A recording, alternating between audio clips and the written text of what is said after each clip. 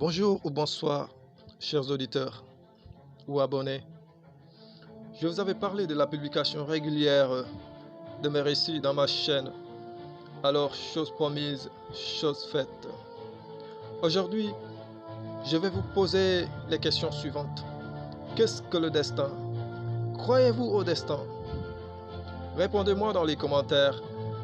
Quant à moi, je vais vous raconter une histoire intitulée Le destin de Monsieur Khan. Sur ce, attachez bien vos ceintures. À tout de suite.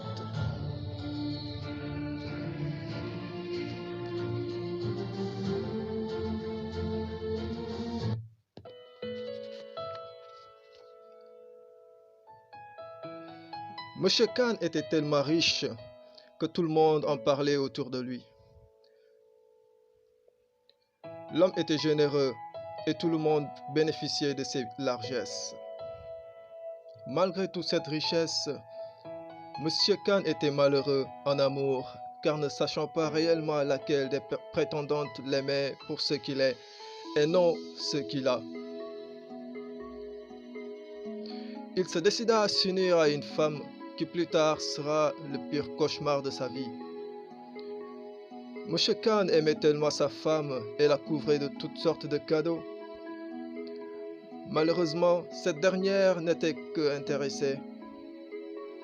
En effet, dans la tête de cette femme, le mariage était perçu comme un contrat et à la fin, elle espérait s'en aller avec un petit pactole et refaire sa vie ailleurs.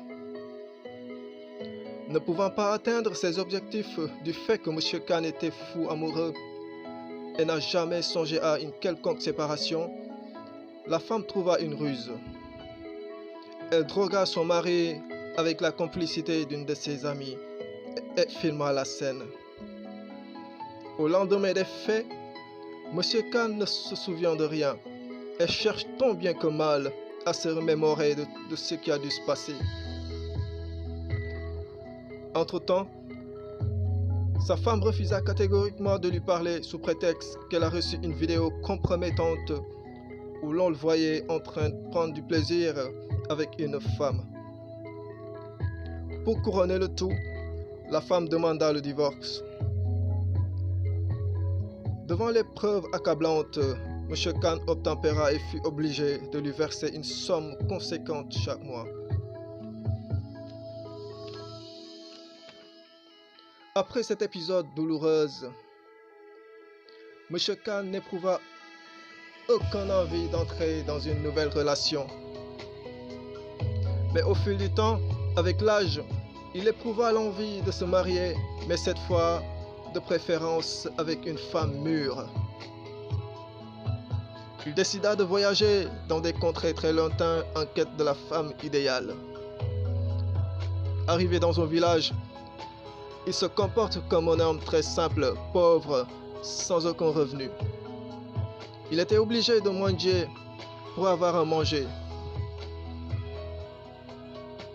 D'aucuns allèrent même jusqu'à lui dire « Avec ton carrière, va travailler ».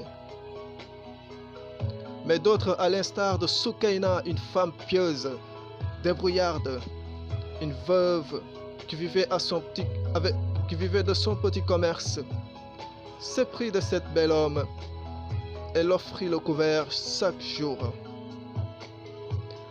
Devant cette générosité, M.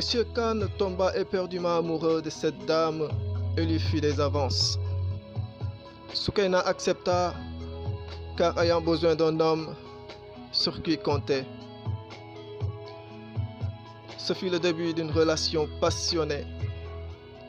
Après 3 mois de relation sans histoire, 3 mois de relation désintéressée, M. Khan fut confronté à un dilemme, celui d'avouer à Soukaina son vraie identité. Ce que vous ne savez pas, les amis, Soukaina aussi avait un secret bien caché. Soukaina était une puissante femme d'affaires qui avait du mal à trouver un mari simple, désintéressé et sans histoire. Elle décida de revêtir la blouse de la femme pauvre afin de trouver un mari qui d'abord osera l'aimer Oui, mes amis, je dis bien osera l'aimer. Ensuite, un mari qui l'aimera pour ce qu'il est. Après avoir écouté le récit de Monsieur Khan, celle-ci s'écria tout en tenant sa tête avec sa main entre ses mains.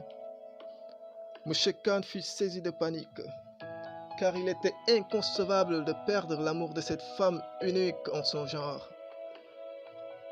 Mais au lieu de ça, Sukaina retorqua en disant « Nul ne peut échapper à son destin.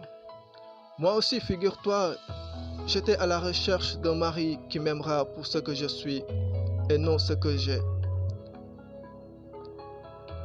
Ce fut au tour de Monsieur Khan d'entrer dans un étonnement sans précédent. L'amour qui existait entre ces deux était si fort, si profond, qu'aucun des deux ne pouvait haïr l'autre, malgré les révélations. Ils décidèrent de retourner tous les deux dans la ville de leur provenance et finirent par s'unir par les liens sacrés du mariage. Eh oui les amis, nul ne peut échapper à son destin. Si vous êtes riche et que Dieu décide que vous allez épouser une ou un riche, cela se fera. Si vous êtes pauvre et que Dieu décide que vous allez épouser un ou une pauvre, cela se fera également.